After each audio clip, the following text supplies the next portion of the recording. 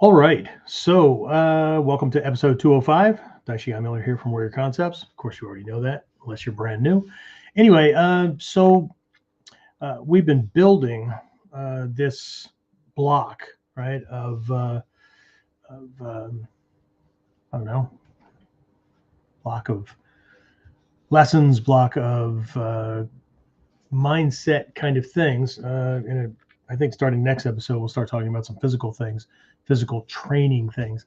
But a block of mindset uh, focal points that tend to limit or inhibit folks. That tends to get in the way. We're going to do the same thing during this one, but we're going to take a look at something that a lot of people, right, whether they're students or not, a lot of people believe that they have absolutely no control over, right?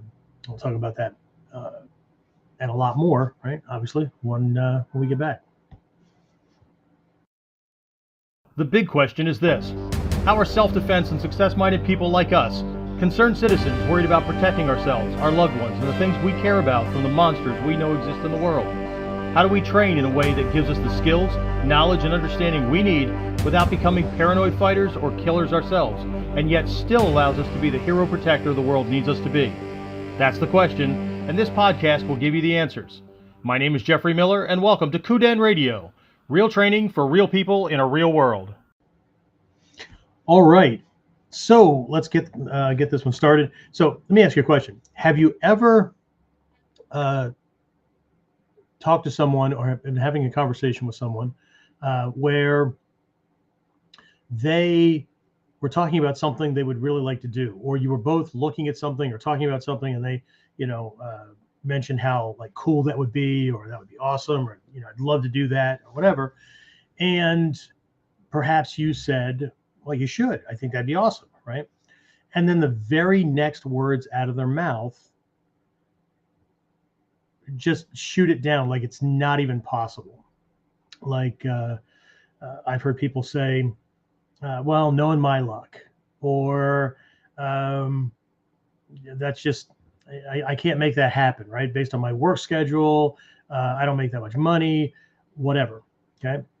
Have you ever heard that? Right? James, you've heard that. Yes, I've heard that. Right. I hear it whenever a seminar comes around, whenever we talk about another Japan trip or whatever. Right. And this speaks to something that's going on under the surface that that is really the crux of what we're going to be doing, or what we're going to be looking at today or during this episode. And so, but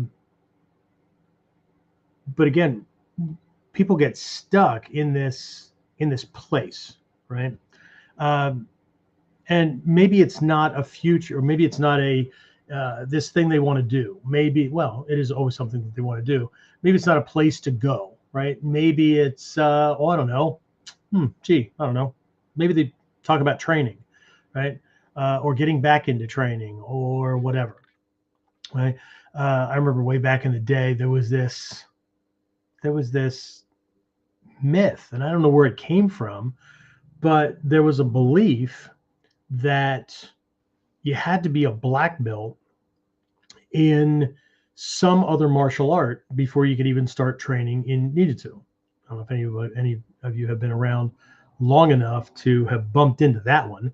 That was a juicy little tidbit, right? Like you have to, okay. And I don't know if any of you, well, I know a bunch of you who have taken other martial arts, and then you jump into this one, and it's not like an add-on. It's like a whole different perspective. It's not like you're doing a different style. It's a whole new way of looking at, what's going on. Everything from attacks to defenses. And again, it's not a style difference. It's a perspective difference, right? And I know for myself, no, part of it was because I wasn't worried about rank, but also part of it was just trying to get my head wrapped around this way of seeing things that wasn't wrapped around the idea of, well, this is how we do it, right? This is our style or whatever. And this is having started in the martial arts in 1975, 76, something like that, in a karate club that met after school. And, I didn't get involved in this art until 81. So I know it doesn't sound like a lot of time, but during that time, I had trained in, the Encyclopedia of Martial Arts. I trained in everything from form or two of Kung Fu. And I say a form or two because one was very eclectic. So there was some in there, right? Aikido, Jiu-Jitsu, 2 forms of karate, Taekwondo, Jikundo, just, the list goes on. So, but anyway, right? So I run into this, and it took me, and again, I was a military cop at the time, but so I wasn't worried about rank as much as I was worried about, I don't know, results, right? So, but it took me 2 years from the time I started to the time I got my 9th Q, which for anybody that doesn't know the ranking system, I went from white belt to my first level of what was then green belt, because we only had 3 belt levels, right? So, and it wasn't like the moves were difficult. It was just like the whole timing, distancing, angling. We weren't jumping around like a jackrabbit on hot coals. We weren't, trying to conform to a style. There was a form, but there was also these principles, right? So I could put my foot and my body parts in the right place, but the angling wasn't right, or the timing was off, or whatever. So it's very, very different. But let's go back to our original thing there, where I keep having conversations, and maybe you do as well, with folks that really want to train, right? But they can't, right? There's all kinds of reasons. I just posted something, I don't know, was it yesterday, today, something like that, about like all these things. And immediately you can tell where the focus is, because people will light right on the one that's it for them, right? And then they'll hold that thing out. Well, this is a big one. I'm not saying that these reasons why it's difficult aren't there, right? But here's the question, right? Is this important enough to do that no matter what the situation is, you'll figure it out? Okay. Was it, James, was it last episode, or was it maybe a Whiteboard Wednesday where I talked about Fuku, right? One of the 8 Gyoko pillars. It was a recent lesson, but I have a difficult time these days differentiating between something I taught during an inner circle coaching call or whatever, because I'm teaching 6 days a week. So anyway, Fuku, for those of you who don't know, in one of our lineages in the Gyoko school, there is this set of 8 training areas, observational areas, study areas / skill development areas, right? So obviously you study it, but it's not an academic thing, right? You come at it from that direction, but it's supposed to influence your training so that your skills just skyrocket, right? And it also, right, a lot of you know this term, Kihon Happo, right? Kihon means fundamentals. Happo, 8 methods, 8 directions. Ultimately, it means infinite. But whenever I use that term, not everybody, but you know what I mean, 99.8889% of people gravitate toward this package of 8 techniques that's been around since, I don't know, the mid 80s, right?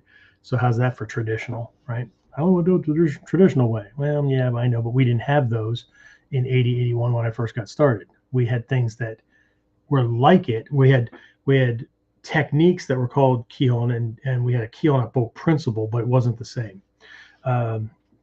Anyway, so, but in the Gyoko school, there's this Happo, right? These 8 areas.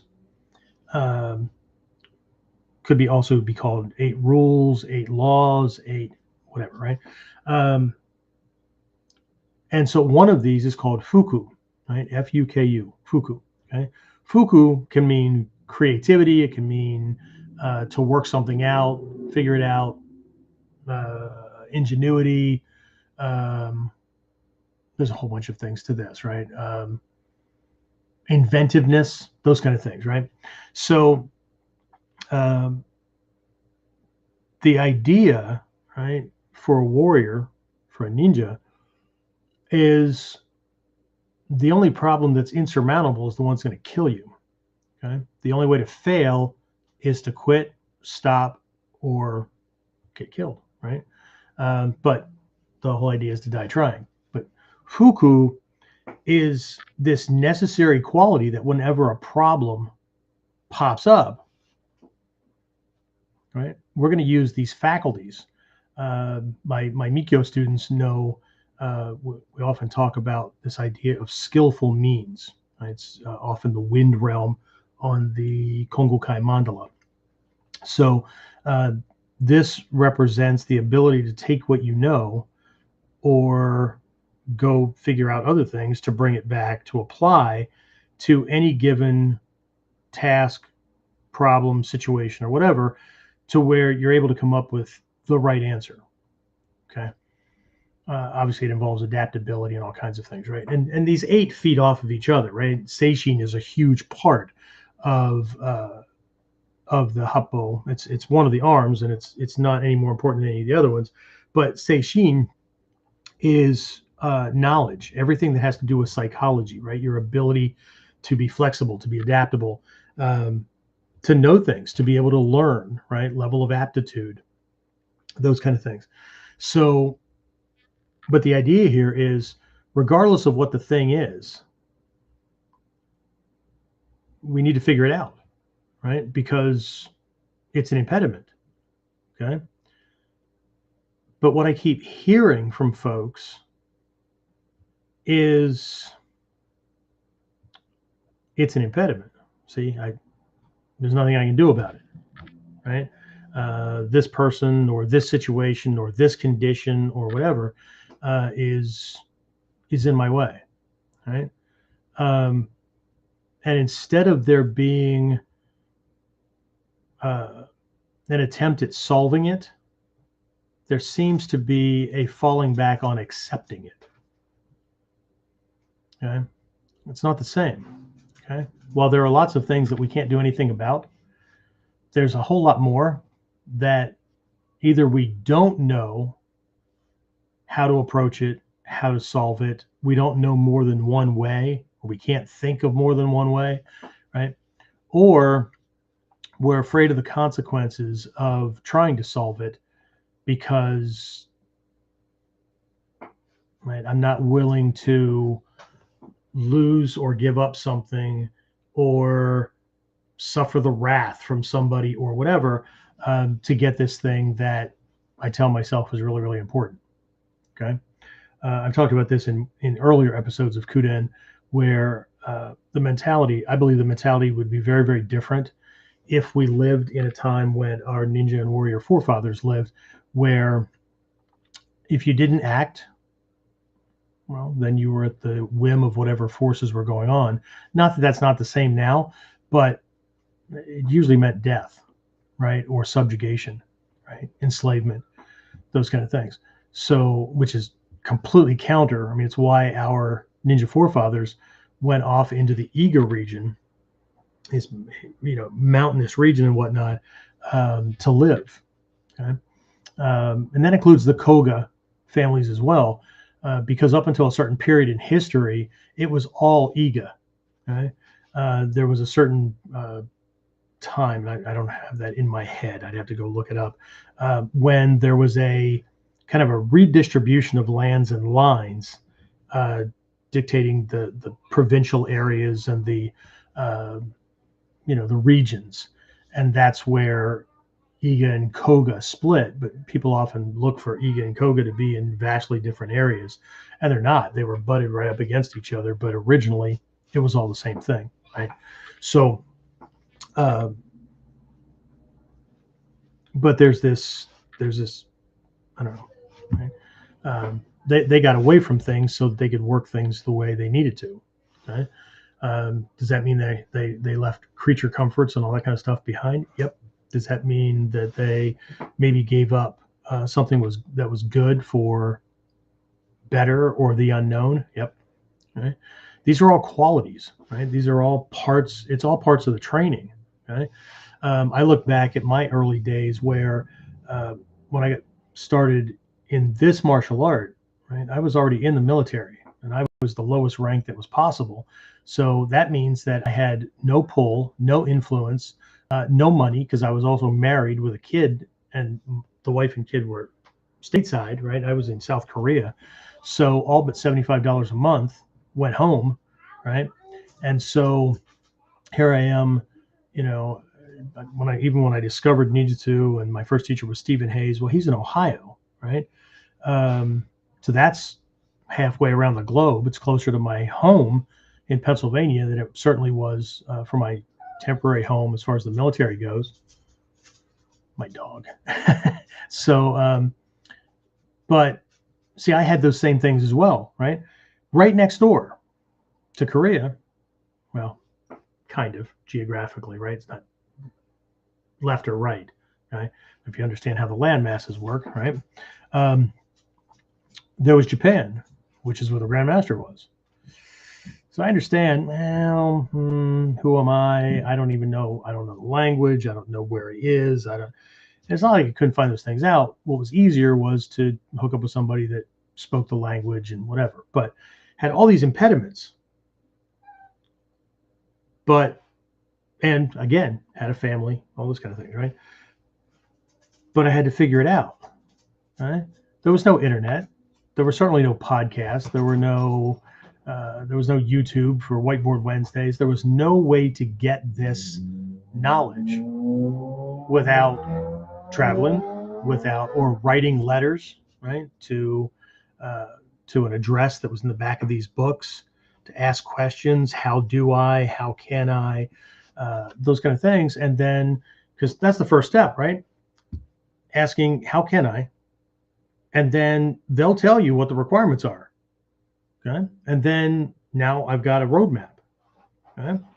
Yeah, but I don't have, like, you give me 5 requirements. I have 1. What about the other 4? Well, you're gonna have to figure it out, right? Or do what everybody else does. Give all kinds of reasons why you can't. Okay. And this is not an easy subject. Okay. It's not an easy subject. And I'm not going to go into the mentality of why somebody does or why somebody doesn't or whatever. Everybody gets to live with their own ghost. Everybody gets to live with their own choices. Okay. We design our lives with the power of our choices. It's a quote from at least one of the books by one of my favorite authors, Richard Bach. He wrote Jonathan Livingston Seagull. He wrote Illusions, The Adventures of a Reluctant Messiah. He wrote One. There's no place as far away. All kinds of things, right? So they were almost like correspondence courses for me. Okay. And I know it doesn't have the word ninja on it. There were no kanji. There was no Japanese names for the characters or anything like that. But anyway, so, but folks tend to light on these things like it's insurmountable. It's not insurmountable. Okay. Well, they won't let me. My money isn't what it should be. My time, my job, okay, great. So take one at a time. How do we do that? Okay. But I think the bigger problem isn't so much in the current circumstances as much as it is in the future goal. And here's the thing. Those who aren't or feel like they can't recognize both of those. They've got this goal. It's in their head, right? They can't stop thinking about it, right? But they have these circumstances surrounding them all the time. Okay? Both of those are a reality. and is the gap really just working on the stuff, on the circumstances, so that you can move forward? See, I think there's still a problem in there. There's something else that's missing. Okay.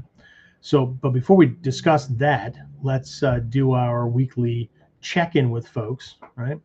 And see who's on. And while we're doing that, I want you to think about this question. I want you to think about the answer to this question for you, right? And that is, what are you focusing on right now? Okay. In training, in life, or whatever, what gets the most attention? Okay. And it'd probably be easier in the context of this podcast to just focus on, with regards to training, where's your focus? Okay. And I will not be discussing anything with anyone whose focus is still on want to or try to. Okay. There's always something that we can be doing in the moment, regardless of whether we have a teacher, a dojo nearby, a uniform, a belt, place. There's always a place to practice. Hell, you can practice something in a bathroom stall, and you know how small they are, right? So again, it's a matter of working it out. But James, let's fire you up. Who's on? I think you mentioned that Carl was on. Hola, Carl. Japan, maybe. Yes, Carl's on and Dave's on, and they're the only two that have said anything so far. Okay. Well, I think we have a small group tonight. Maybe it's the topic. Maybe it's not interesting enough. Okay. But anyway, we'll see what happens. That's it? Just those two? Okay. Yes. Anybody pop in what their focus is? Not as of yet. Okay. Well, I'll revisit it. Okay. So there's a saying that energy goes where attention, or energy flows where attention goes. Okay. So where we put our attention is typically where the most effort and energy and whatnot goes, right? In the Noble Eightfold Path, one of those areas, there's 8 areas of life, that our personal life, right, that we should be mindful of and mindful in, right? Eliminating problems and limitations, focusing on enhancing things, guarding the gate, so to speak, right? And there's 4 right efforts, right? So in each of those 8, we want to apply those, right? We want to increase the positive, right? So, we want to create more positive. So whatever we already have going on, we want to add to that. Okay. We want to increase the positive. That means we already have stuff going on that is creating a sense of comfort and happiness and joy and whatnot in our life. So those we know, so we can just do them more often, put some more energy into it, right? The first one, right, creating the positive, is in finding other things, right, which requires exploring, journeying out, right, looking for other things of interest, and not just feeding the online algorithms the same shit every day, so they just keep showing you the same stuff over and over and over again, just has different faces and different voices. Okay, so there's the generate the positive, increase the positive. There's the minimize and eliminate the negative, right? So negative stuff in your life that, or in the way, you can, be trying to get rid of it. If you can't get rid of it, you can at least minimize it. Okay. And then avoiding the negative, right? So there's certain things that I know are going to be detrimental to the life I'm trying to create for myself, the skill sets that I'm trying to create for myself and whatnot. So I'm just going to avoid those things, right? So they don't get to creep in. Okay. The downside to all that is, before we come to training like this and we learn these lessons, we've already stockpiled quite a bit of negative karma, right? These negative habits and thought patterns and beliefs and all that over a lifetime before getting here, right? Or whenever you started, right? That's one of the points of the program we're starting this week, the Goshin Bo psychological self-defense program for folks that really want to dive into the Mikyo side of things. One of the focuses of that is, I know it sounds kind of new age and woo woo, but it's called karmic cleansing, right? So in some aspects, it helps you drop some of the crap, right? And in other instances, it reframes your mindset so that it's very, very difficult for the negative, right, that the world just seems to be doing, right, gets to creep in, right? You can see it, you can experience it. It's all around. It just doesn't creep in, right? So it's just different, right? But the realm of effort, right, is in putting attention and putting energy and prioritizing it, because we only have so much, right? So am I putting the vast majority of the effort, energy, attention, and whatnot on the things that I say are important, and not so much on the things that are distracting? And then there's another realm that's right next to that. It's right livelihood. But livelihood in this case it's not just limited to what we do for a living. Okay. Most people, especially in the West, I can't speak for other countries in the Western world, but I know here in the States, when we say livelihood, first place people's mind goes is to occupation, right? Vocation. How do I make money, right? How do I keep the family alive and all that? But it's not limited to just that, right? Right livelihood is also involves everything from the neighborhood that I've chosen to live in, the way my house operates and the family condition and dynamics. There's a whole bunch of things in there, right? The things that I choose as recreations or pastimes, the people I choose to hang out with and around, all that, right? Livelihood is about my life experience, right? As a base level kind of thing. Okay. So, and that's why I always tell people, right? If this training is not there to solve something, if it's not there to protect this life that we've built to whatever extent, right? To make sure we can stay in the world, to keep doing good in the world, right? And we don't have to build a Taj Mahal, right? When I say doing good in the world, it could just be within the walls of your home, for those people that look to you for safety, right? But I know that there's a lot of unspoken dreams that a lot of people have. They can see themselves as a martial arts instructor. They can see themselves helping other people. They can see themselves that lone warrior taking on the mafia, right? Getting in the building and rescuing the damsel in distress, or whatever it is, right? Being the guy or the girl that if shit goes sideways, right, they can be there to be the one to be the protector, okay? It's a place, right? But we also come part and parcel with fears, right? What ifs, okay? Self-doubt, whatever, okay? So anyway, the gist of this, and I'm not going to belabor the whole thing, but the gist of this is in perspective, okay? The way and again, perspective can be focus, whatever word you want to call it, right? But the way we see ourselves, the way we see our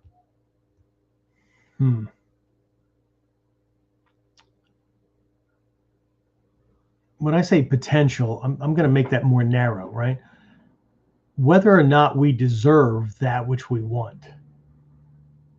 Okay, because we don't think that we're deserving, or we don't think that it's just not my lot in life, right? That's not for guys like me or people like me, whatever, right? There's always something, right? I wasn't born into the right circumstances or whatever, right? Then nothing's going to happen, okay? So focus is a huge piece, right? And the question is, where is it? And what's it on? So the place I'm going to start is in what's often called pacing, right? And what I mean by that is it's not the pace at which you walk or whatever. It's where your focus is sitting. Okay. I'll give you, for instance, someone who is past paced, right, or past focused, they're constantly dwelling on past experiences. They're constantly telling everybody about how this person did me wrong, right? And then you find out that that was like 2 decades ago, right? The person's not even in their life and hasn't been for 2 decades minus 2 months or whatever, right? But they're still riding on that thing. And they do it for lots of different reasons, right? We're not here to psychoanalyze anybody, but there's everything from fears to need. Some people need to be victims, okay, because it gets them attention, gets them the kind of attention they want, and it allows them to feel better about the choices that they make, right? But either way, right? So past-paced are folks that can't get their head out of all their yesterdays, okay? Future-paced is, well, let's do present-paced, right? Present-paced is where the conditions of today, I believe, I'm saddled with, okay? So the job limitations, the choices of jobs or occupations, the living conditions, the relationship with my partner, whatever, right? The amount of money that I make, it's not going to change, okay? And that doesn't mean that somebody doesn't talk about having more money. It just sounds like this: when I win the lottery, or if I ever have enough money, that kind of thing, okay?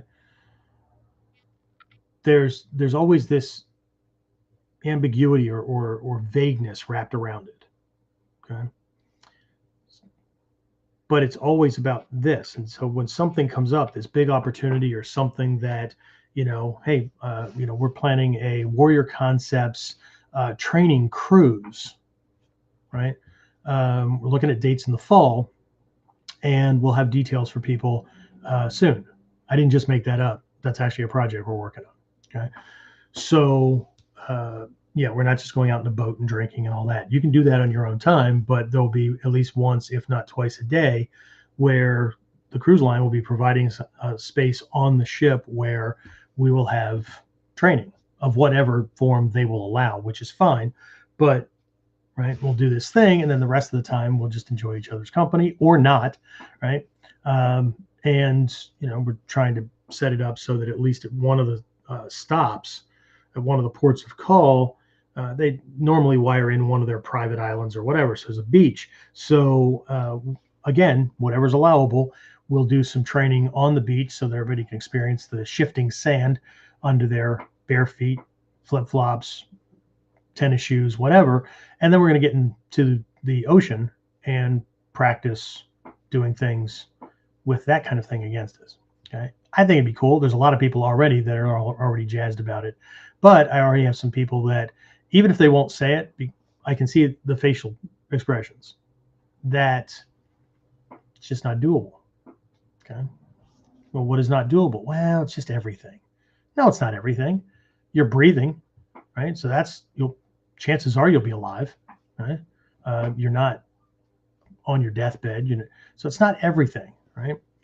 But I can already see the gates popping up, right? Their eyes light up while I'm describing it, and then everything goes to hell in a handbasket, so to speak, right? So, but present paced is, again, all these pacings is where you're trapped, okay? So present pacing is the conditions of today will go on ad infinitum into the future. Nothing will ever change. So there's no point in doing anything because I'm saddled with what I have. So unless an opportunity pops up that falls within that income bracket, work time off schedule, spousal allowance, whatever it is, right? It's just not doable. Okay. But the power is actually in being future paced, where the focus is on that goal, on that thing, and or on that better life. Okay. So in Mikyo, we do a lot with visualizing. Okay. Because one, if you can't see it in your head, how the hell are you going to recognize it when it pops up in the world? But future pacing is my head. Obviously, I live in today, but you know what? Tomorrow never comes. When tomorrow comes, it's another today. So I'm operating in today, but what I'm doing today is putting things in place brick by brick to build, or Lego by Lego, right? To build that future outcome. Okay. But that's what dominates my thoughts. Right? So a person who is future paced actually engages in something called reverse engineering. There's lots of terms for it, right? Okay. I need that. I want that. That will happen. What makes that happen? Okay. And then we just start making a list. Okay. Well, what do I need to go and still make sure all my bills are paid? Okay. Well, here's how much I need. Okay. Great. How do I go about, what are all the different ways that I could make extra money to produce that to go? Oh, and I might have to stop buying things today that I don't really need. So the pool, the lake that I'm building, right? Because for most people, money is a river or a stream that's going by. It just keeps going, right? But the way money should work is we should have streams and we should have lakes, right? And it might start off as a little puddle to build into a pond, to build into a lake or whatever. But what that means is that you have a reservoir, you have a reserve, right? You have this big pool that you can dip into if you need to. And there are streams that flow into it and flow out of it. But you have those and you have streams because bills have to be paid, things come up, whatever, right? Car suddenly needs work, whatever. Okay. The hard part about that for a lot of people, and I'm just going to stay on money for just a minute. Hard part about that for a lot of people, just like it is with a lot of things that we work on and the skill sets we're trying to build, is until we came to this training and or we found a teacher or we started reading. I don't care if you consider your teacher was Hatsumi Sensei or somebody else that wrote a book on Ninjutsu or whatever. Until you came to this, you didn't have anybody else in your life that had that skill set. And so what you inherited, some of that bad karma that the Goshinbo is designed to get rid of, is you inherited their way of thinking, their way of doing, consciously and subconsciously. That's the hard one to root out. But the way to root out subconscious beliefs and perspectives and whatnot is to jump into something that you're not sure about. And then those things will come flooding forward because ego is trying to protect you from making a mistake that somebody else in your past warned you about. Okay. So the way to uncover this stuff is to get into battles. The way to uncover your weaknesses is to find out, is to push up against and beyond your comfort zone where skill sets that you don't have, or skill sets that are weak, or skill sets that you don't even know you need to accomplish that thing, are needed. And then you've got to fix them. You've got to do what you got to do, right? So, but future pacing is where it's at, right? Future pacing tells me what I need to be that person, experiencing that thing, living that life, or being with that person or people or whatever. Okay.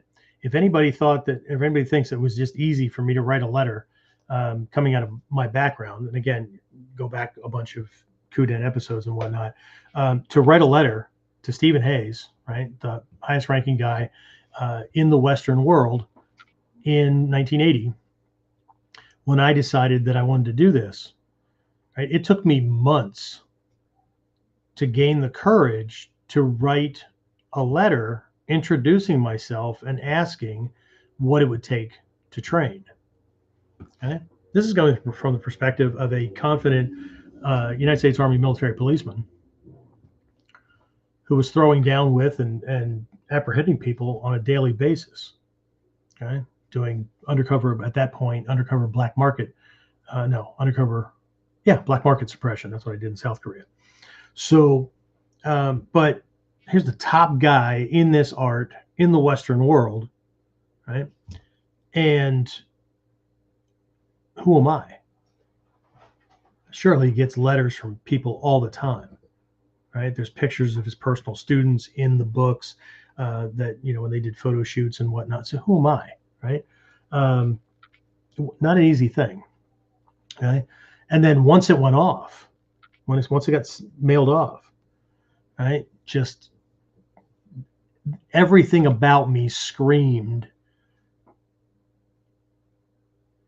in a way that I was either worried and sometimes hopeful that he wouldn't even respond.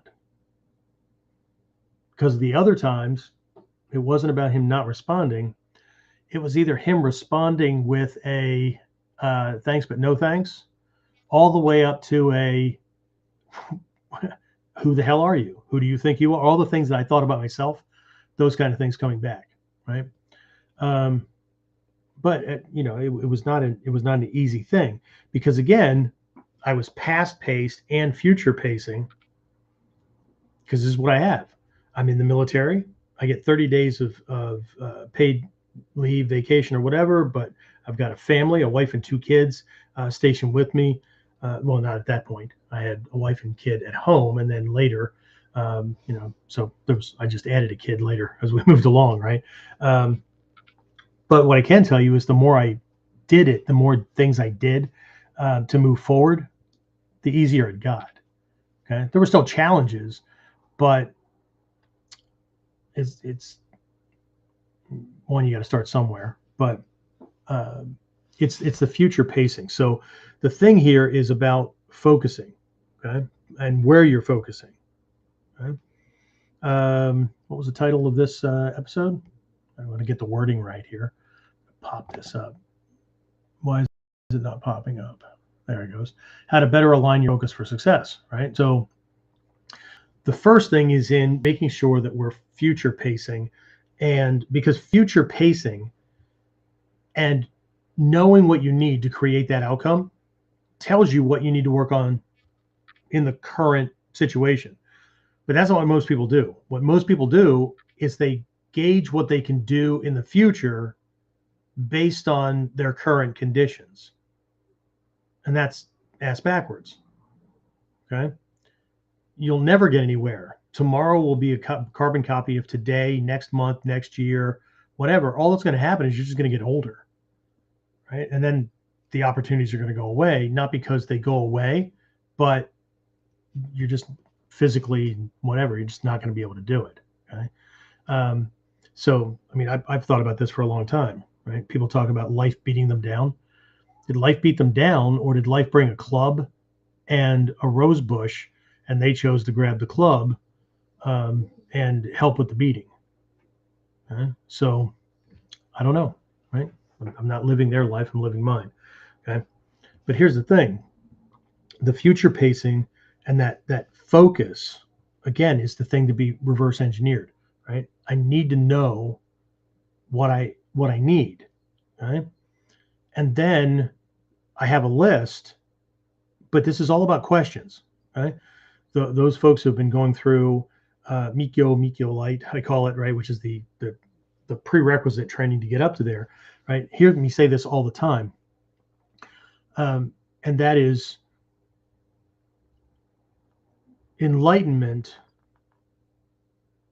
is based on questions, not on answers. Okay? People tend to think, ego wants to believe, that if I know all the answers, then I'm enlightened. Well, if that were true, then every university professor in the world would be the wisest people in the world. Okay? It's not true.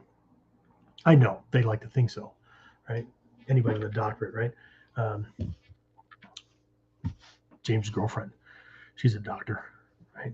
Smartest person we know, right? Well, she's one of the smartest people we know. She's very, very intelligent. Okay. But she wouldn't be training and she wouldn't be doing a lot of these things if there were things that were off, right? But we were taught this by people in the past. When I talk about negative karma and the things that we're kind of saddled with that we got from other people, it's not whether or not you're worthy of anything. Could be. It's not whether or not our class of people do things like that. It could be, right? It's not just limited to those kind of things. There's also things that we picked up along the way that have to do with those basic underlying beliefs that enlightenment means smart. Okay. That's part of it, right? But in what realm? Because you're enlightened about things, not about everything. Part of that process is knowing what you don't know. That's part of enlightenment as well. Okay? So enlightenment is based on questions, and more importantly, it's based on the quality of questions that are asked. Okay? So when there's something that I'm working on, okay, I can see it. Right? I make sure that I'm doing visualization. I'm visualizing the outcome, not visualizing myself getting there. I'm visualizing the outcome. Right? And then what I'm visualizing or working out is what are the rungs on the ladder that'll get me there. Okay. So when I talked about reverse engineering that outcome, right, that thing that I want to be doing, I now have a list. And that list may be, I need to get Honey to be okay with it. Okay. Honey doesn't have to be okay with you training. Honey has to accept the fact that this is important to you. And if you don't do it, you're not going to be the same person. Honey needs to understand the win-win. Honey needs to understand what's in it for him or her. If we're still getting resistance, then we're not clearly communicating the things that Honey needs to at least accept and be okay with the fact that this is something you do. Honey also needs to understand that you're not going to be the same person you could be, and they may not like that person. Not because you're going to be mean and you're going to be abusive or anything like that, but it's going to weigh on you, right? There's going to be this remorse. There's going to be there might even be resentment, but there's going to be these things that make you an okay person to be around, not a glowing person to be around. Okay. So there's other things that we've inherited, especially in the Western world, when it comes to relationships and whatnot, and we've all heard them. If honey ain't happy, ain't nobody happy. Well, if that's not working as a two-way street in the relationship, if that doesn't work on both sides, then somebody's not in a mutually beneficial relationship. Okay. So this is not about they have to be like rah-rah and your cheerleader and all that, right? They need to understand the importance of it. But if that's not enough, then, and usually it's not, right? We need to make sure that we're communicating what the benefit is.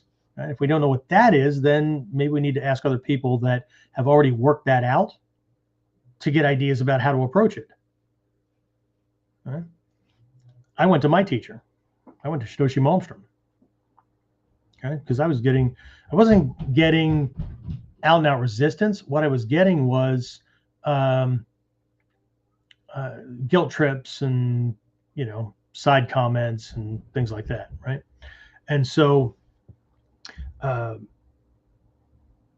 hosted a seminar and brought him over. I was then stationed in what was then West Germany. Brought him over, and we had this discussion. And then on the way from bringing him from the airport to my home, which was a good hour and a half drive or something like that, we had the discussion again. And he simply just looked at me and said, would it help if I talk to your wife? And I just kind of gave him that look. He goes, no, it's not going to be like a browbeating or anything like that. But this is a pretty common problem. Okay. And I know how much you are passionate about getting this stuff, right?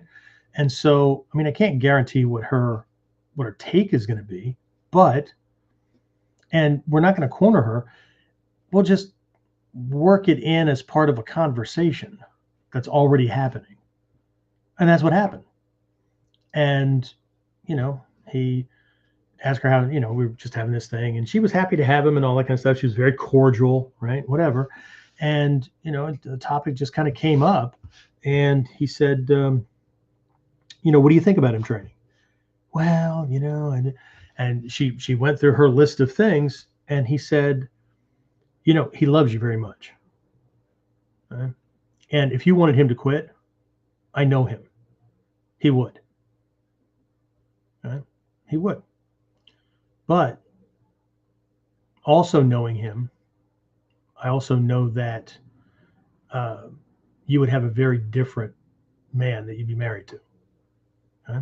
Because this would always be on his mind. This would always be the thing that he's not doing but wants to do and whatnot. And it's going to change him. And you got to be careful that you don't turn him into something that you don't like, or that, you can't fix. And it's not about letting him do something. This is about accepting that he wants to do something that you don't understand. Okay? But he knows the benefits. And when I'm telling you, and again, you don't have to understand it, but for somebody to be working on something as important as themselves, to be the best them that they can be, for Jeff to be the best Jeff that he can be, by default, he will be the best dad that he can be, the best husband that he can be, the best cop that he can be, the best soldier that he can be. All of these things, they will happen by default, because the person behind all those titles is becoming better as a human being, better at doing things, right? And so what it really comes down to is, do you want the best version of him, or do you want a stifled version of him, just so that you can feel whatever you need to feel because you don't like him, or you don't understand why he wants to do this thing? This is a him thing, right? If you understood why it was important, you'd be training too. But this is not about you understanding what he's doing or why he's doing it. You just need to understand that it's important to him, and it will make him more of these other things that you want and need from him. Okay? And that was just one example, right, of finding out from somebody else who's worked it out. I have used almost that same format for students over the last 30 years. Okay? Does it always work? No. And the reason it doesn't always work is because somebody made an error in judgment and was in a relationship where it was a my way or the highway kind of thing, and there was a control factor going on, and they had to make other decisions. I lost students, and I've had some students that ended up single. Somehow that earned me the title of homewrecker in at least one instance. But I didn't set out to wreck anybody's home. I set out to help. But all those people where that occurred, they're in much stronger relationships, because just hearing that process and learning that process, when they started dating again and when they went to go back into a relationship. Now, there were plenty that this solved, right? It changed things, because they learned that there's other ways to approach things that were more strategic and tactical, and not just throwing the same shit out. Like, I don't understand why you don't like me to do this, right? I'll be able to do this and this and that. Like, you're going to impress somebody who's maybe worried that you training in the martial arts and learning how to use swords and stabs and knives and all that kind of stuff isn't going to make you more dangerous to them, right? You listing all these skills that you're going to have, like, that's going to make it. Okay, so right, we should be so lucky that we live in or that we operate in a martial art, or we're learning this thing where uh, the psychology and the psychological aspects of things are right up there, if not more important than the physical stuff. Okay? Anyway, so I have a list, right? I've reverse engineered it. I have a list. I may be missing some things that I can't foresee at the moment, right? But I have a list. And then I go down the list and it's more questions. Okay. What's inhibiting this? Or how can I solve this? So let's get to the money thing again, right? So with the money thing is, how many ways can I make more money other than quitting my job and trying to find another one that makes more money, or in trying to convince the boss to give me more money? Okay. First of all, I need to know how much I need. If I'm saying I need more money or I don't have enough money to do it, both of those statements are as vague as hell. They will produce no results. At best, they will produce minimal results. But if other habits don't change, right? I once asked my stepfather if he would like to make an extra $6,000 a year and didn't have to work another hour. Didn't even have to work another 10 minutes. Would you like to make an extra $6,000 a year? Of course, his eyes lit up. Yeah. And I said, great, stop smoking. Because at that point, he was smoking 2 packs a day. My mom was smoking 1 pack a day. And this was years ago. Years ago. We're not talking about today's prices. Okay. And well, I can't do that. Well, then you can't have more money. Because sometimes it's not about making more money. It's just not spending it on things that you're just going to consume and get nothing back for it. See, and this is where one of again, this comes down to mindset and understanding. This is part of the Seishin, part of the Happo, right? Knowledge and understanding. Because other things that we inherited from other people is how to look at things and how to understand it, right? So one of those is time equals money. So if I make a certain amount of money, how do I make more? I have to work more hours, either at the current job or at a second job or third job or whatever. Time equals money. Okay.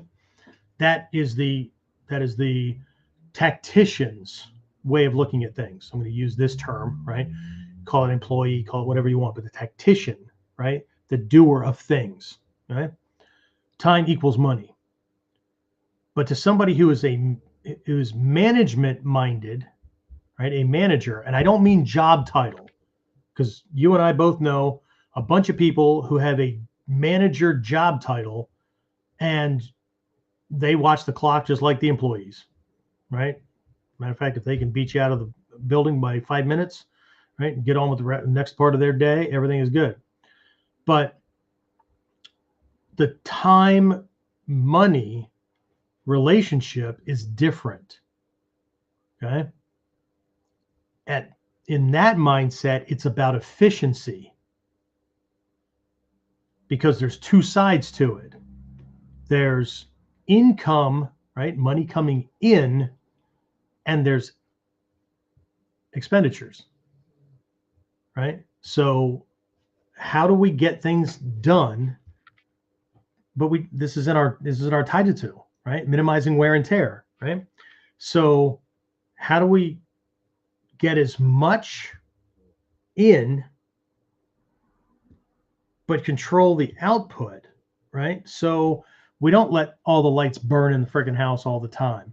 We don't buy the $3 to $5 freaking specialty coffee every day. We make, I spend $100 and I buy a Keurig or Mr. Coffee. What's that? 50, 60 bucks, whatever, right? And I make my own damn coffee.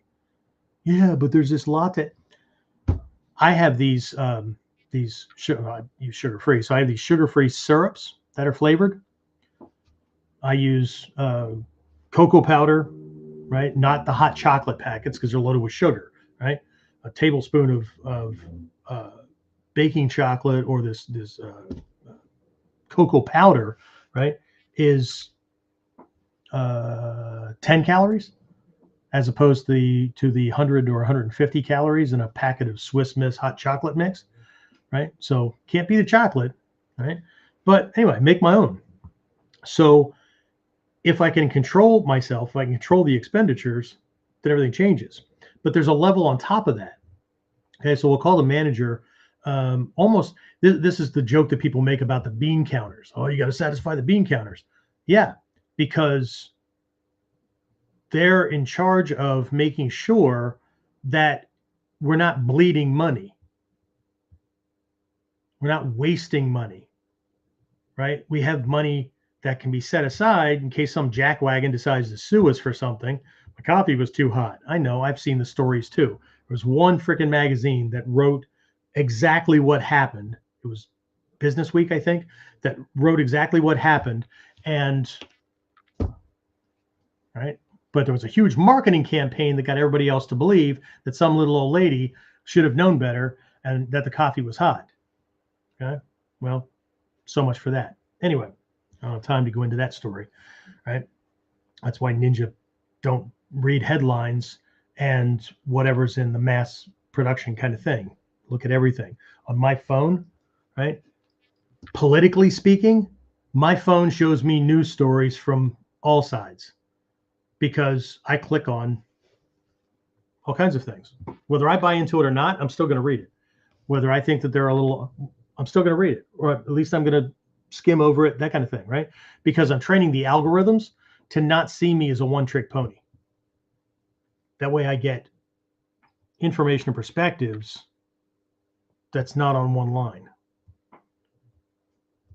But everybody else is, right? Because they're trying to give you what you want, right? Give you more of what you want. Yeah, what that means is that they're crystallizing your personality, and you're only getting one side of things, right?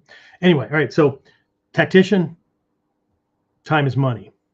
Manager, time, money are measurements of success. How much time do I have available? How much time should it take to accomplish this task? That kind of thing, right?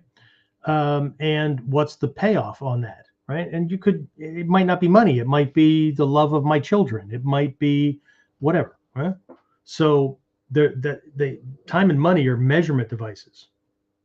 For the entrepreneur, the inventor, whatever, right? Time and money are the payoff for the vision being realized and it working out. Okay. So they take a huge risk, right? What they have that most people lack, but they can develop is, well, a couple of things. One is their association to risk. They don't take dumb things. They don't just run into the bear's cave, poke its nose, and hope they can get out alive, right? There's calculated risk, but their association with risk is way stronger than the average person. Like they don't fear failure, right? But time, right? On the time side, they have a characteristic called delayed gratification. They know that when everything is right, the windfall will come. And so, right, they're willing to delay gratification, delay all these niceties and whatnot until everything's in place, because they know when that happens, it's a windfall. And that's what everybody else doesn't understand, right? They see the day that everything blew up and suddenly the guy's, a millionaire or whatever. They don't understand all the stuff that was sacrificed, surrendered, all the blood, sweat, and tears. They slept in their office under a desk that was made of milk crates and a freaking, piece of particle board or whatever. All they see is the stuff that now is possible and now the newspapers want to jump on it, and the news stations and CNN, whatever. They want to do all the stories, poor guy makes what. See, because we don't understand it, well, then they must have cheated, they must have whatever. Okay. So there's another way to look at this, right? We'll just limit this to money. Okay. And I'm going to use terms that are going to make people a little uncomfortable, and that's okay, right? Because my job is to wake people up, not make them happy. Okay. Happiness is your issue. Okay. Not mine. Okay. Even I hate it when politicians misquote our Constitution / Bill of Rights, which is an amendment to the Constitution. I hate that when people also don't know freaking history and they split those two, right? Well, see, there's the Constitution, then there's the Bill of Rights. I believe in the Bill of Rights, but the Constitution is a Masonic. Shut the fuck up. Anyway, so the thing we call a Bill of Rights is the amendments. First Amendment, Second Amendment. Amendments need something to amend, right? We forgot these things. Anyway, so I'm going to use the poor, middle class, and rich. Okay, that'll really ruffle some feathers. Okay, so poor people, when it comes to spending, okay, and again, remember that we inherited what we do from those who did before us in our sphere of influence. And if any of that changed from childhood, then it was because we bumped into other people who might have taught us to invest or to save or whatever. But either way, we're inheriting these things, and the viewpoint only changes to match the influencers. Okay? So when it comes to spending money, this is what people don't understand. The higher you go, those people understand, but they also understand that they're the target of ire from people who don't understand that the way they look at things is completely different. This is not about winning, losing, and cheating. Okay? Poor people spend their money on things that they will consume, to eat, to use up, and have nothing left but waste, whether it's shit or stuff that goes in the garbage can. Okay? Generally, middle-class people spend money on stuff. Okay? Furniture, certain type of car, whatever. Okay? And when I say rich, there's a difference between rich people and wealthy people. Rich is just a number after somebody has broken through a certain income bracket, but they're still buying stuff. Right? And they're probably still living paycheck to paycheck too. Their paycheck is just way bigger than yours. Okay. Wealthy, very different, but I'm just using these three terms. Okay. And again, this still has to do with how we focus on things. Right. So if we change what we focus on, we change the outcome. We change what we focus on getting, we change what we focus on in our day-to-day doing, the outcome will always be different. We can't escape karma. Karma is cause and effect. It's a universal constant. Okay. You set something in motion, this is what you get. Right. I'm buying Starbucks coffee at $6 a cup every day, instead of making my own at, let's say, my coffee. And I get some specialty flavored kind of things because I can't stand the flavor of coffee, and I mix it with chocolate and whatnot. So all told, with the cream, I'm probably looking at $1 a cup, right? So that times how many days, how many cups or whatever, right? I'm saving $5 plus on whatever somebody else that is doing it a different way is doing, right? So, but the tactician, right, poor, spend their money on things they consume, right? Whether or not they smoke, whether or not they drink, whether or not whatever, right? Right? I get it. We have needs, okay? But remember that wealth is not how much you make. Wealth is what's left over after the bills are paid. Well, I need a smartphone, like, everybody. No, you need a phone. Until you can afford a smartphone, and do you really need one? Okay. My wife gets a new phone and a new car way more often than I do. Mine's perfectly fine. Okay. Anyway, so consume. Middle class, they spend their money on stuff. Okay. The wealthy are wealthy because they spend their money on things that will make them more money. They invest in property, business rentals, what do you call them? Residential rentals, gold, silver, coin collections, stamp collections, those kind of things that, right? Stocks, whatever that pay that the idea is, I don't have bills in front of me, but take this one, right? Let's say it's a $5 bill, right? The question is, if I put this thing here and I put another $5 bill down next to it, okay, just as an analogy, right? The question is, what can I do with these two where they'll make babies? Okay. And for anybody to look at that and go, well, that's fine for you to say because you know how to do that. I didn't always know how to do that. And there's a bunch of the stuff that I want to do in the future that I have no idea how it's done. But what I'm doing now is making connections with people that do know. So when I'm ready to pull the trigger on it, I'm going to ask. I need to be educated because there's skill sets for doing that I don't have. Okay. But this is no different. It doesn't switch money over to your martial arts training, your ninjutsu training, right?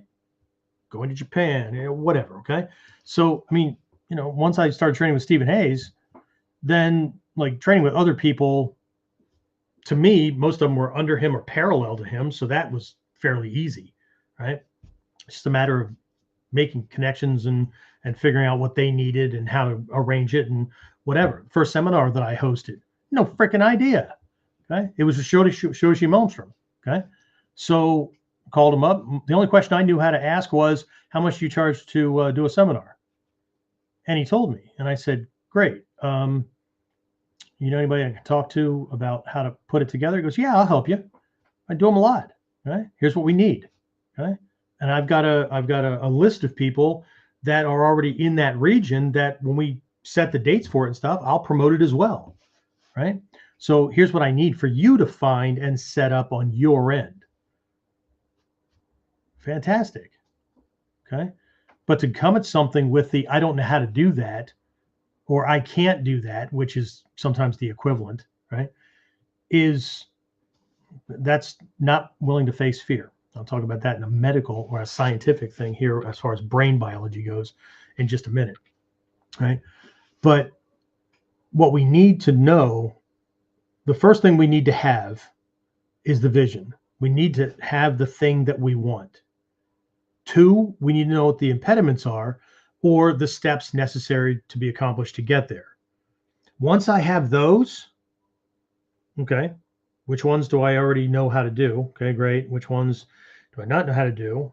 Okay, I'm going to need to get educated about that. So probably be a good idea instead of just go asking my best bud who's never done it or that has the same opinions about things that I do, right? Ask 10 of your friends or tell 10 of your friends that you're going to be a 10th degree black belt in Ninjutsu.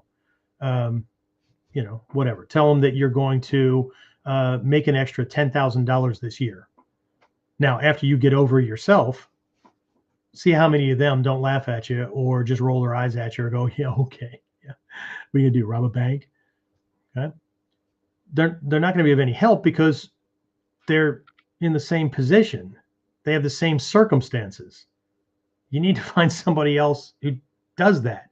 Just like you have to find a Ninjutsu teacher to teach you Ninjutsu, right? And to help guide your training, as preferably somebody that didn't just, learn but somebody who did it from the same perspective that you're trying, you want to do it for.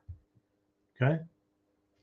A lot of the guys that I have in my group are security, law enforcement, military, either present or past or whatever, right?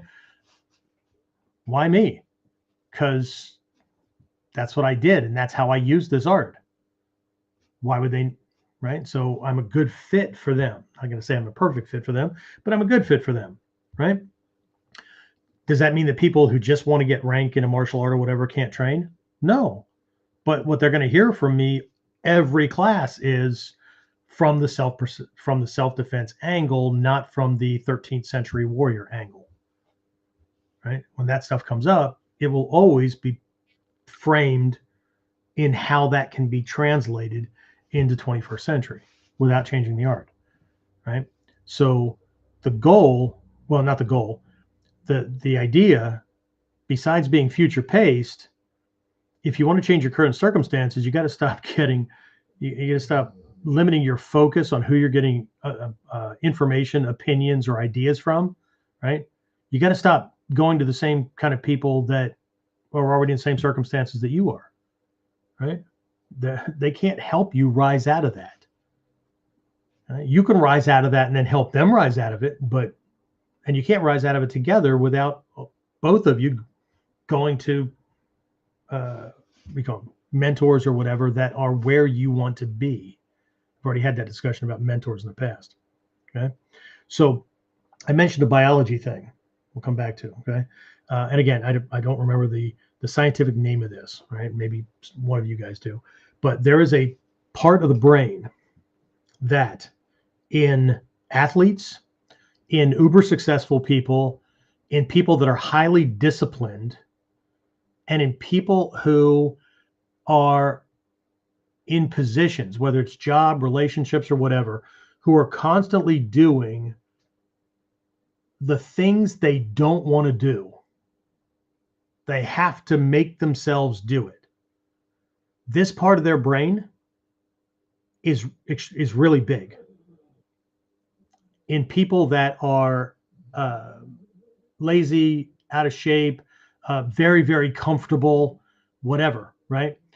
They never do anything they don't have to. Somebody else is always doing the hard work, whatever, okay? That same part of the brain is really small, okay? And the thing is that they've found in study after study that the more you do, the more things that you don't want to do, okay? Sorry, I'm not a morning person. I'm up late night doing stuff, or then I'm trying to decompress or whatever, right? Not a morning person, okay? But I drag my happy ass out of bed and walk over to the Peloton, because since the fire, we have an expanded room because we didn't put the wall back in between two bedrooms. So now we have a master bedroom. The master has a master bedroom. Anyway, so I walk across the Peloton and I hop on. Do I want to be doing that? No. No. I do not. Okay? But I do it. Why? Because it's necessary. Okay? A lot of people would like to point out, right? Age, lack of hair, gut, whatever. Okay? So, and here's the other thing, right? There's a bunch of folks, and I mentioned money, I mentioned time, I mentioned spouse. But you know what? There's also, I got to get in shape first. I'm too old, whatever, right? I'm too tall, I'm too short, I'm too fat, I'm too whatever. Nobody will ever admit I'm too lazy, right? But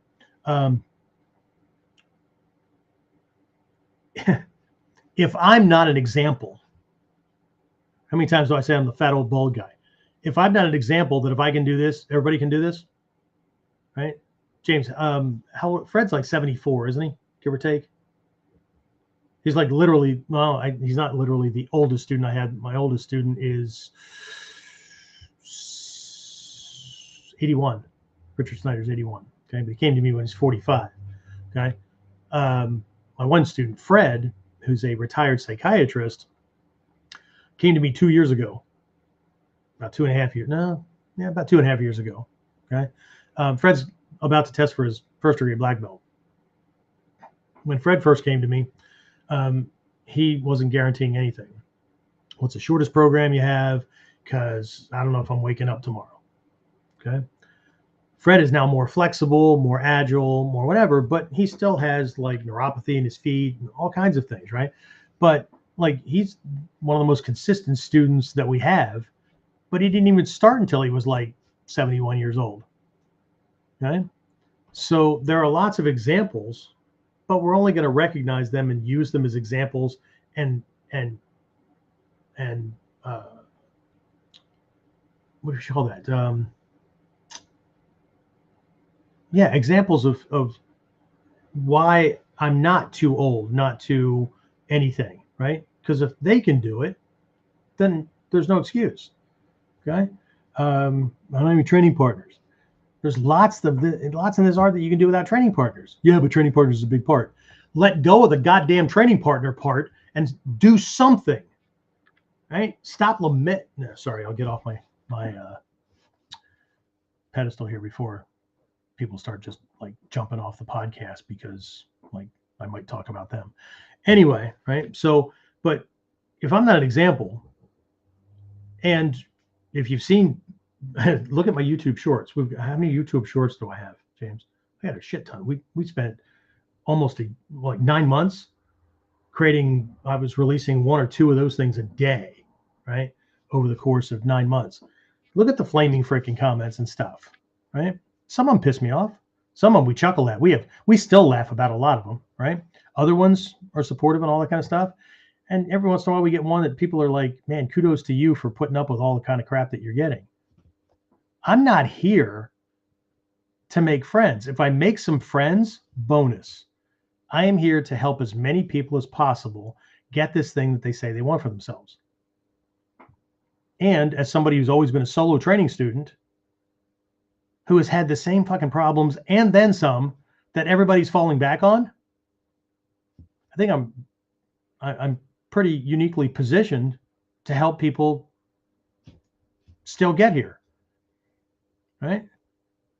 I didn't grow up in Nodashi, Japan. I didn't grow up in Dayton or Germantown, Ohio. I didn't, right? So the reality is nobody can tell me anything about what'll stop me. And right, the biggest leap of all of them was to be a personal student of Hatsumi Sensei. But it was just one teacher at a time. You know, when my primary teacher decided that he was going to make a huge change, and if we didn't do that new thing, then well, we're going to have to find our own connections. I already made other connections. No harm, no foul. Okay. Turned to another teacher and said, will you be responsible for my training? Absolutely. Fantastic. Make other connections, make other connections. Next thing you know, I'm moving from one Japanese Shihan. Well, I'm working with multiple, but somehow I ended up drifting into each one's inner circle, not because I schmoozed, because I showed up and looked like I had practiced since the last time that they saw me. Okay. I built my dojo from training groups that I put together because I needed bodies to train. And you know what? I needed that more than I needed to be anxious about approaching people because, like, would you train with me? Huh? I get it. I get all those fears. I get it. I'm not knocking them. I get it. But, right? These problems and this realm of fuku, this ingenuity, this creativity, this figuring it out, working it out, whatever it is, right? Skillful means, whether or not students know it, solving the problems and impediments to training is a huge part of the training. Because even once you're training, you could be injured. Right, James? James had a bone misaligned from his kneecap once. Okay. And his leg got splinted. It was locked out and all that kind of stuff, right? James, did you still do any training during that time? Yeah. Was it Sanshin? Probably not. Was it partner training? Definitely not. Okay. But what was it, right? Got books I can read, notes I can take, you can do plan identification. There's all kinds of things that can be done, right? I can be working on, this is a great time to catch up on meditation. It's a great time to catch up on practicing visualization. It's a great time to catch up on people watching and watching human beings move to recognize good examples, bad examples, right? How I might take somebody who is built like that or whatever, right? Reading personality types, all kinds of things. This art is so freaking full. There's no way, unless somebody is engaged in self-sabotage, there's no way that there is not something to practice all the time. I didn't have partners, right? I didn't have a teacher at first. What I had were the teacher's books till I sucked it up and approached the teacher. Open the book, put some weights on either end, look at the pictures, shadow box the pictures and try to figure things out, put things together. Read more, try to glean some more, go back to trying to do it. And then, right, first thing I did was get on their newsletter list to find out when the seminars were, because we didn't have the internet, right? So we didn't have this stuff, right? We didn't even have freaking videos until like 1986, right? So, which means I had been in the art for 6 years before the first video came out. Yeah, I really am old, right? So, how many other arts had a shit ton of videos and whatnot that were out? No, they were on beta and VHS, but either way, right? We had nothing. It was that new in the West. Hatsumi Sensei didn't have his Quest videos, nothing, right? So this is not a matter of can't, right? I'd like to say I'm sorry to say, but I'm not, because it needs to be said. When someone is incapable of doing something, it is always a matter of one of two things: can't or won't. Right? If somebody is working for me, or if a student is in class and they can't do a certain technique, that's a me problem. I teach them how to do that thing. They're working for me, right? James, when you first started doing certain things like the websites and all that, we had to go through training and all that so I can show you the themes and all that. And once you got a handle of how WordPress worked and all that, then it didn't matter when we switched things out. You were showing me how to do shit. So, but that's a me thing, right? That's the leader's thing, okay? If you don't have one of those, then you find one. And they're going to tell you what you need to do to get to the point where they are, or where you want to go, or whatever. You don't have to like it, okay? They got there. How the hell are you going to argue with that? People do it all the time, okay? So there's a can't thing. If it's can't, right? Like if I have somebody working with me, or there's a student, whatever, they can't do something, that's my issue. I teach them how to do it. Now they can. They produce the results they need to produce. If they won't, that's a them problem. There's the damn door in either case. Okay? In work areas, in martial arts schools, in friendships, in relationships, in people trying to get the training or whatever, people operate and are looking for cheerleaders who will tell them that they're right. They're operating like there's a third option. There is no third option, right? Some bodhisattva is going to visit you in your sleep and tap you on the forehead, and right, or you're going to be like Neo and they just shove a spike in the back of your neck and right download Aikido into your head. Well, if that's true, then you know what you have to do.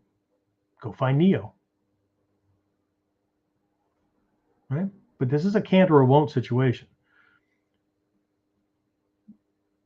This is a focus thing. Where are we focusing? If you truly do believe that your current conditions, without luck, will never change your future,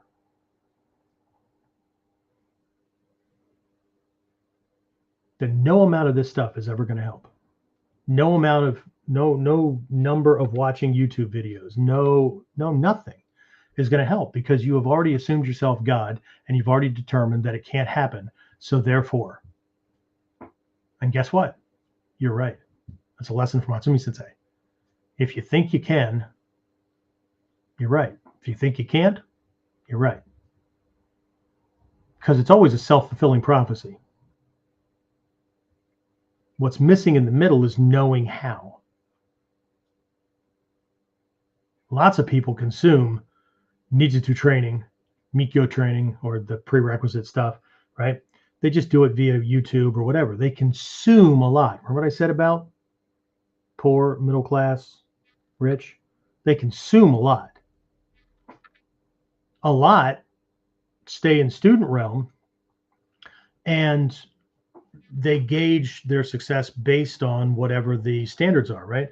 For this belt, you need to do these things. Okay, so how close am I to that? How many of these have I learned to get to this? Okay, where does this technique fit in? Where does this skill set fit in based on belt levels? Okay. And then there are those who know where they want to be. They know what kind of problems they need to solve based on whether it's experience or somebody else telling them, or they have a certain they envision mastery. They envision themselves being able to, they don't envision themselves learning techniques, applying a correct onikudaki. Now they could use that as an expedient to speed up the process, but they envision themselves handling 3 jackasses that are trying to attack them and their wife out on date night and wiping the floor with it. See, that's not focusing on the training, that's focusing on an outcome. Now, what skill sets do I need to produce that outcome for that attack? What skill sets and ways of thinking and strategy and strategic thinking and whatnot do I need to solve a different one where somebody comes out and it's just one guy and he shoves a gun in my face or whatever, right? So I envision the outcome. It's like I envision myself living on an island, looking out of my house at crystal clear waters in the Caribbean. And while I'm not sure yet whether I want that to be my everyday experience or I want that to be experiences I have throughout the year at different times, I haven't decided yet. But I can see that. I can see that as crystal clear as the water in the Caribbean. And that means that you can see the bottom, right, from the surface. So there's something else I was going to toss on top of that. Maybe it'll come back. All right, James. Questions, comments, complaints, arguments?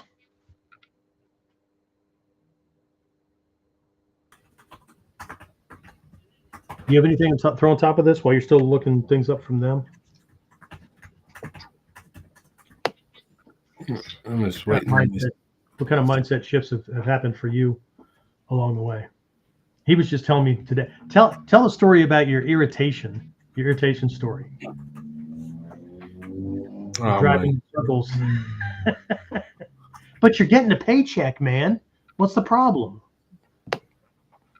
Yeah, my irritation is when I,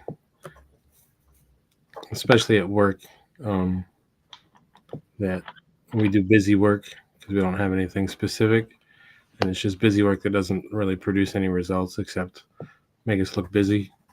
It drives me absolutely insane to just be like wasting time when there's 101 other things I could be doing and moving forward with other things and producing results. It just drives me absolutely insane to be doing just busy work that doesn't do anything except waste my time, paycheck aside. Yeah, but you're getting 8 hours of pay. Yeah. Temporarily, right? So, yeah.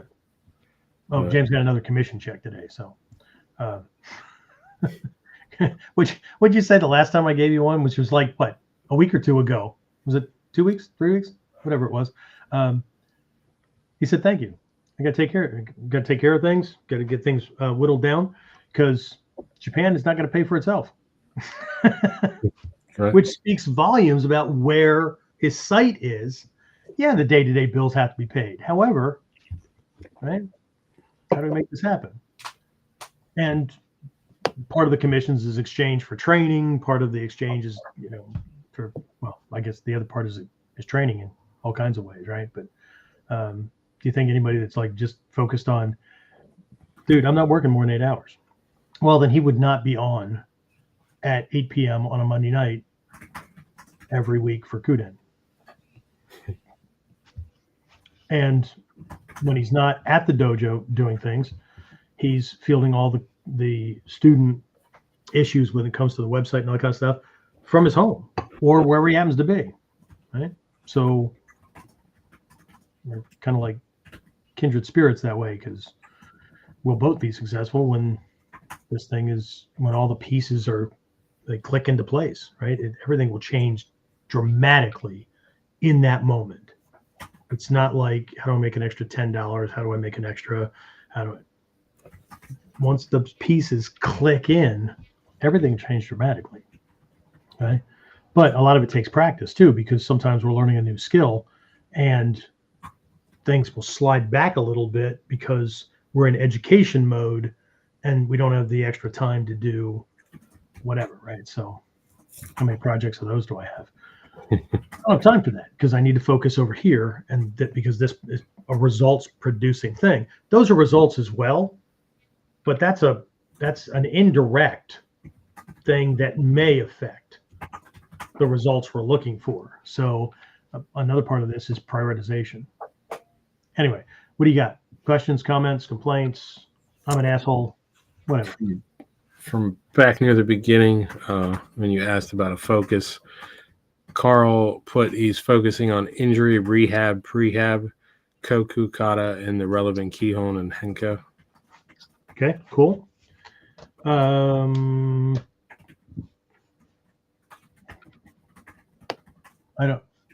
I think I know, I think I remember some of the injuries or whatever, but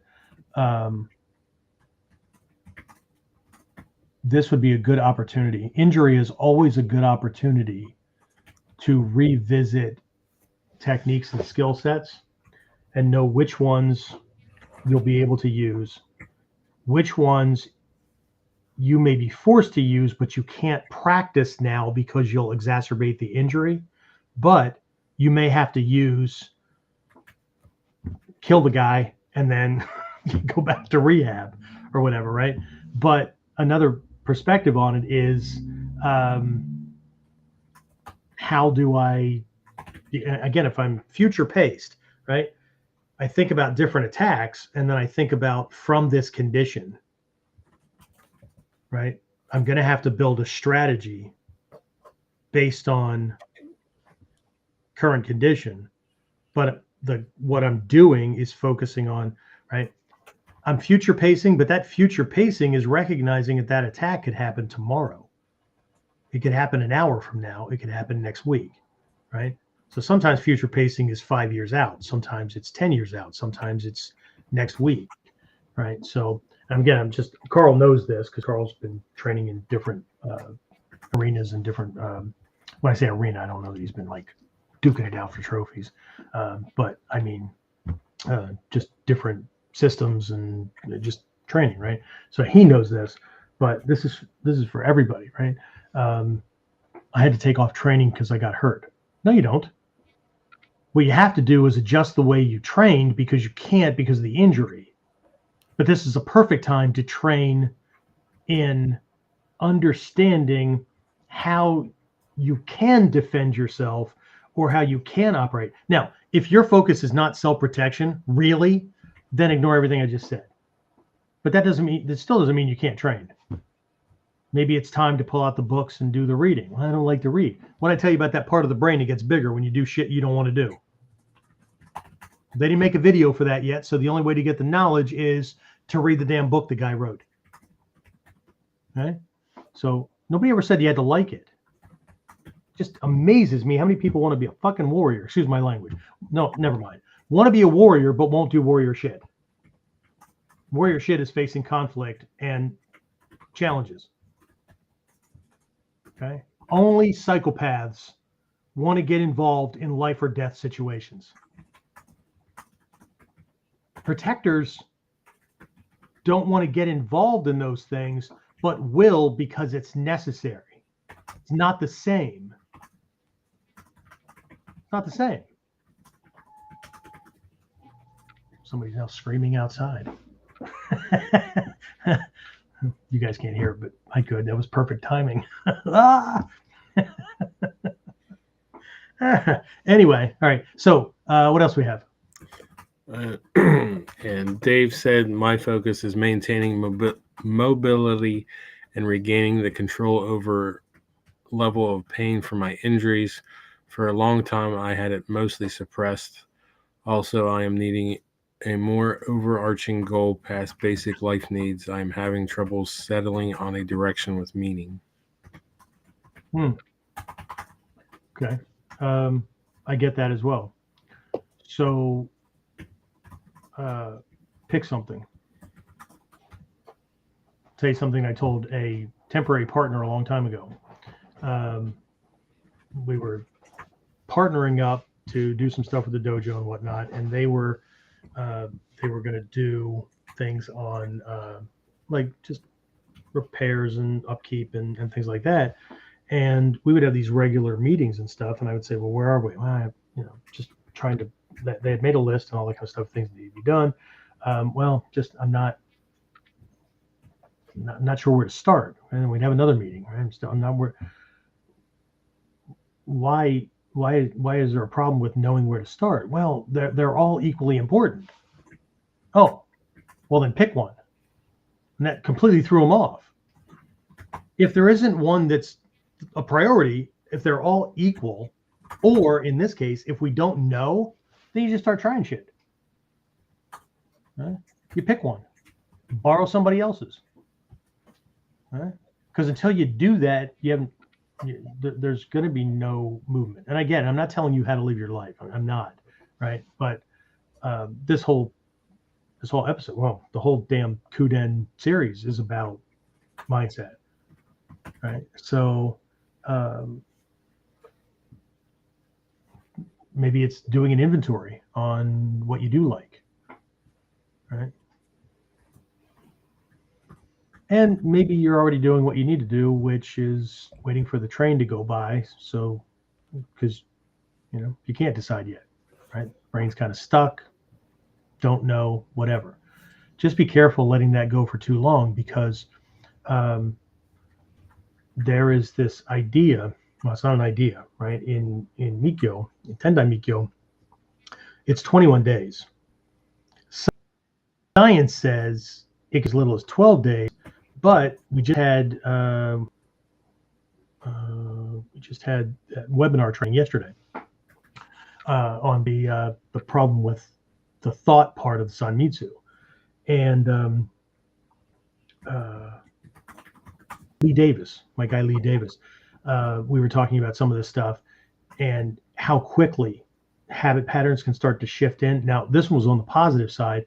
One of the guys had said that, gets away from the urban area, goes out camping or hiking or whatever, and within 3 days, he just kind of feels himself let go and just becomes more in tune with nature and stuff like that, which is fine. And Lee pointed out this is like a 3-day effect or something like that, where your system resets to this natural rhythm, which is great. And Dave, this may have already happened with where you are because you live out in this natural setting. But if we're focusing on progress and moving, that assimilation with nature and acceptance as things are, which is the natural rhythm, right, is more instinctive. It's more survival, experiential. What do animals do? They eat, sleep, shit, patrol their territory, do it all over again. Okay. So, and while you don't have to change, the cool thing about today's world is you don't have to change physical location. You don't have to go to a city or whatever. But what you could do is watch travel documentaries. You could watch other things that put you in a different location, put you in more of that social rhythm kind of thing, to see what starts to pop up, what starts to bubble to the surface. Again, I'm just throwing out a whole bunch of things, but I get it, right? So while the focus is trying to find something that's not focus. Okay? That's scanning. Scanning and focus are not the same thing. Scanning is open to see what is there to be seen. Focus is paying attention to one thing no matter what. It's not the same. Okay? Although the English language is very, very flexible. I've had Japanese teachers that are like, I don't know how you even communicate. How do you people even get around? Right? Because it's so flexible. Anyway, again, you're only getting my opinion on things, but it's not that I haven't been there, and it's not that I haven't been in a waiting period. The one injury that I had way back when I was not sure I was ever going to be able to do this stuff physically again, I had to figure out what I was going to do, because this is my career. This is a part of how I take care of my family and all that. So, I had to do other things, and one of those was an inventory, right, of my. In that case, I was talking about career and occupation. So I had to take an inventory of where my skills really lay, right? Strategic thinking, leadership, security and assessments, and being able to read the lay of the land and things like that, right? So that led me to workplace violence consulting based on experience and all those kind of things. But for a personal assessment with moving forward and whatever, the assessment might just be looking back at what do I or did I really enjoy, and not just like it all goes back to Ninjutsu. Well, of course it does. And why would it not, right? But I mean, like, where have I traveled? What did I like? What did what did I experience? What did I used to do? What could I see myself doing?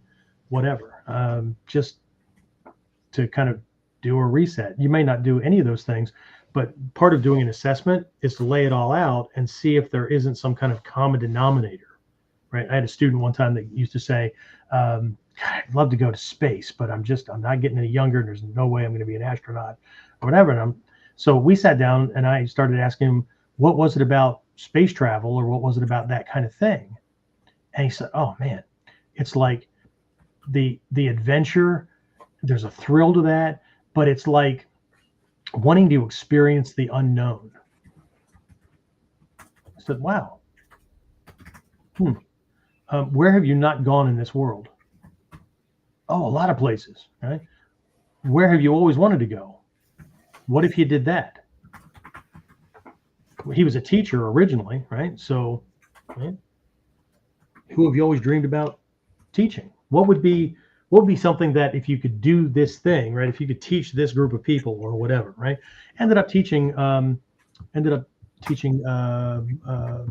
mentally handicapped kids, because it every day was a new adventure, right?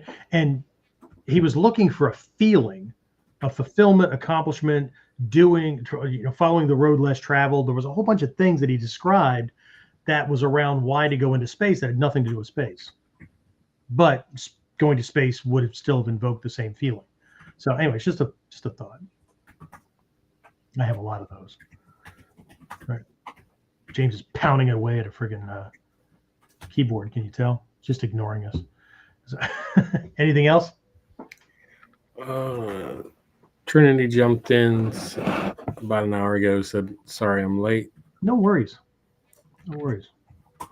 And Leonard said that's a really old and invalid argument. Many more people can't even afford the basic necessities, much less spend on stuff they don't need. Well, there you go. You win that argument. Because there's no point in even trying to change it. What else we have? And Josh Bloom said one can also always cultivate a taste for cheap coffee. And there's that.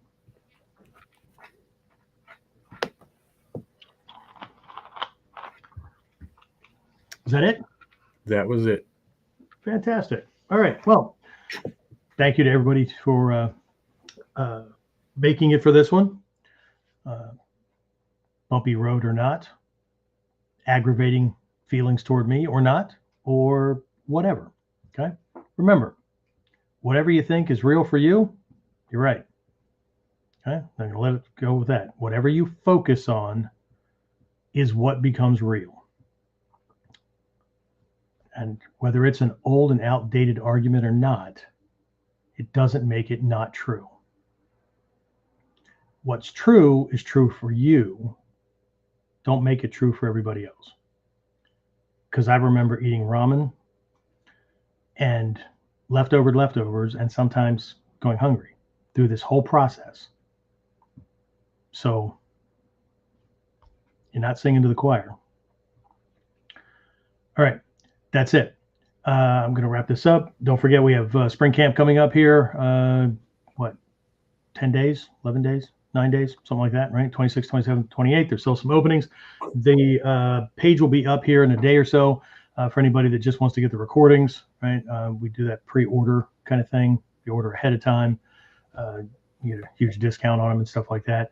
If that's not workable, then do you, okay? And that's fine. I make offers and I try to help as much as possible across the board, right? We've got free stuff, we've got all kinds of stuff, right? So do what you can, but don't do nothing.